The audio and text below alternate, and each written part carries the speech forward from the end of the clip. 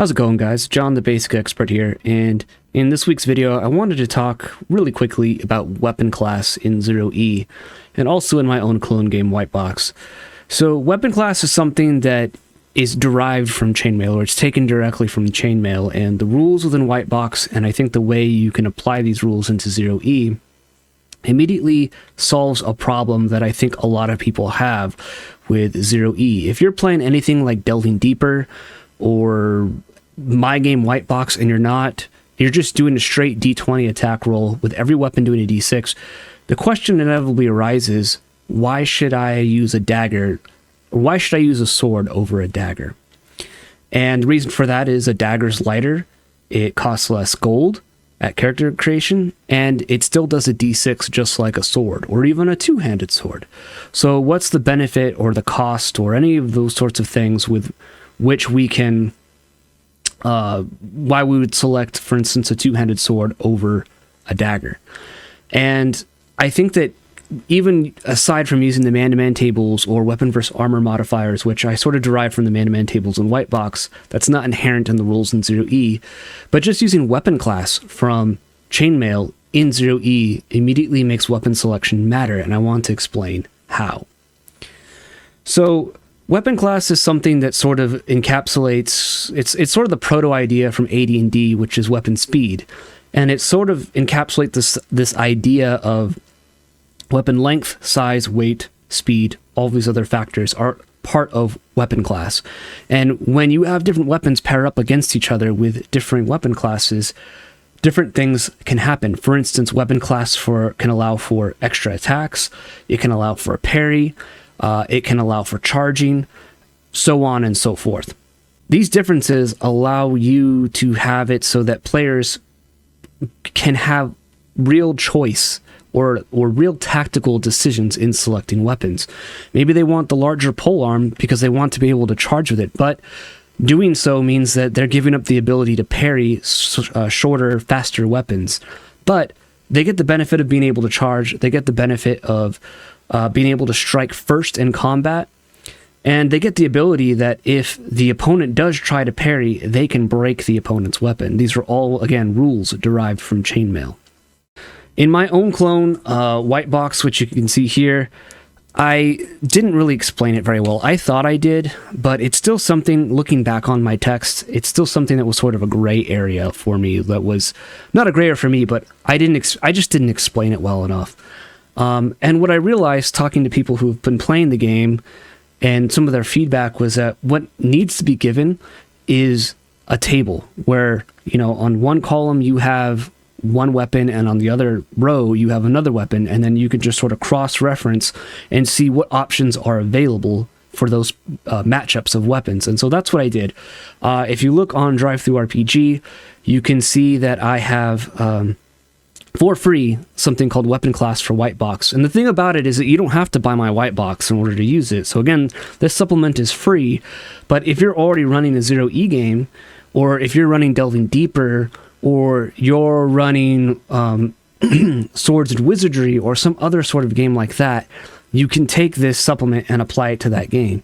Again, this will plug right into even just regular 0E. If you have the original 3 LBBs or a PDF copy of those and you're running a game from those, or you want to run a game from those, you can take weapon class as I have it here, drop it right into your game, and it will work just fine. And it will solve a lot of these problems of why choose a dagger over a sword, or any of those sorts of questions players might have.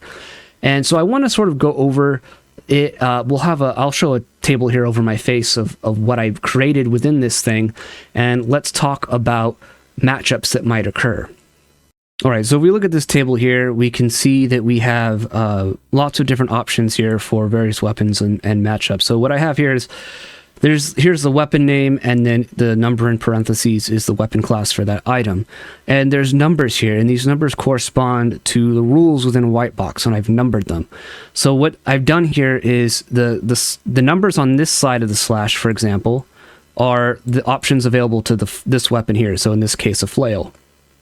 The options on this side of the forward slash are for the sword, or weapon class 4. And so we can see how these things match up, and we have what is available to each weapon. So if we pick a matchup, let's say we have a character with a sword facing off against a character with a spear. Let's say that's it there. So the sword has options 3, 5, and 8. So we'd go down and look like any defender with a weapon that is 4 to 7 classes lower than the attacker's weapon has the ability to either give the first blow or parry the attacker's blow, as mentioned above, which is a -2 penalty. There is no first blow if the opponent is charging with a higher class weapon. If the character if the attacker still lands an attack on a parry, the attacker has broken the defender's weapon, so they'll break. So if the spear still, let's say the spear I choose to parry, and the spear still lands an attack, my sword is broken, and now my character is screwed for the rest of combat. They'll have to figure something else out because the sword doesn't work anymore. The attacker has broken the defender's weapon. If the parry is successful, the defender may counter-attack. So let's say it's not successful, the spear misses. My character is able to parry the spear thrust with his sword. I can now roll a counter-attack against them. So that's for 3. 5 is a character wielding a weapon at least 4 classes lower than opponent strikes against the opponent twice every round. So I'll get to roll 2 attacks against the spear's 1 attack, which is quite advantageous. And 8.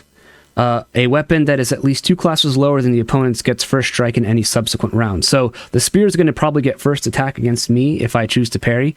If I choose first attack and let's say they somehow have first attack, we'll simultaneously attack, and there's a chance of us both killing each other, obviously. And the spear, so if we go to the spear has options 1 and 7. So the defender's weapon, which is 2 classes or more above that of his attackers, cannot parry. So if you have a spear and you're dealing with a sword, which is weapon class 4, spear's weapon class 8, you cannot parry the sword. So a weapon that is at least 2 classes higher than the opponent's gets first strike in the first round of combat.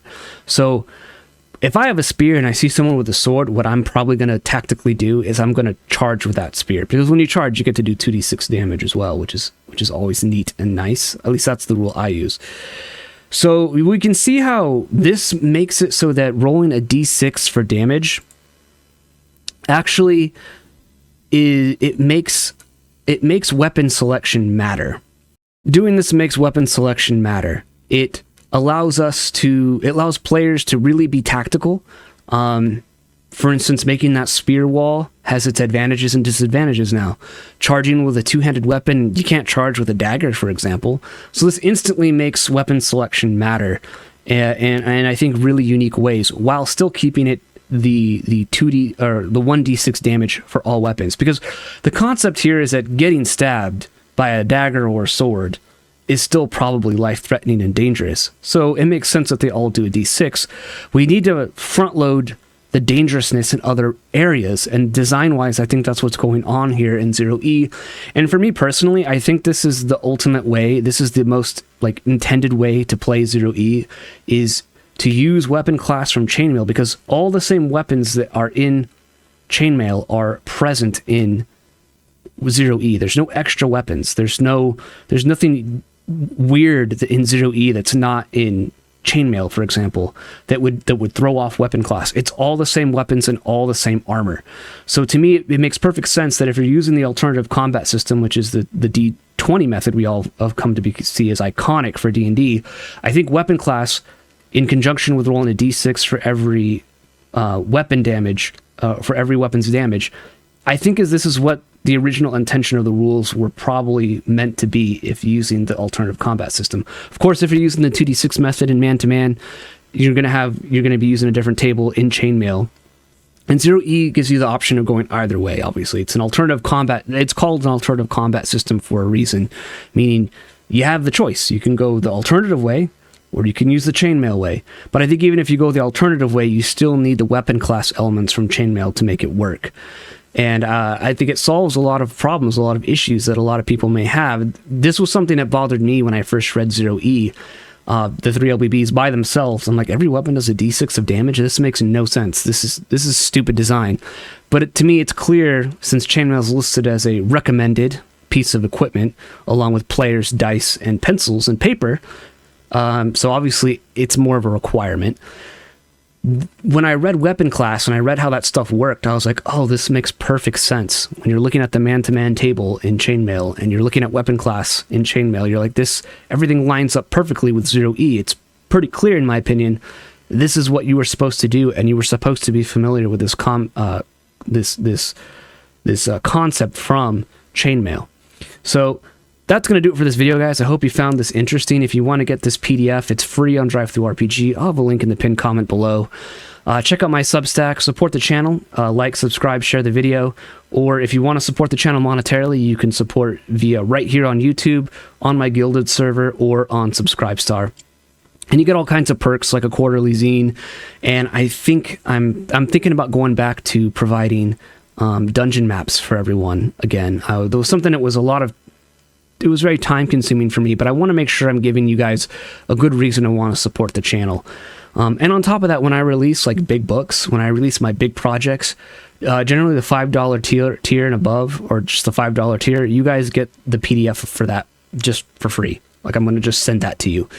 So if you want to support the channel and you like this kind of content, these sort of deep dives into these old games without the clouding of nostalgia vision or anything like that, just what do the rules say, think about supporting the channel. Like, subscribe, of course, share the video. That's always helpful.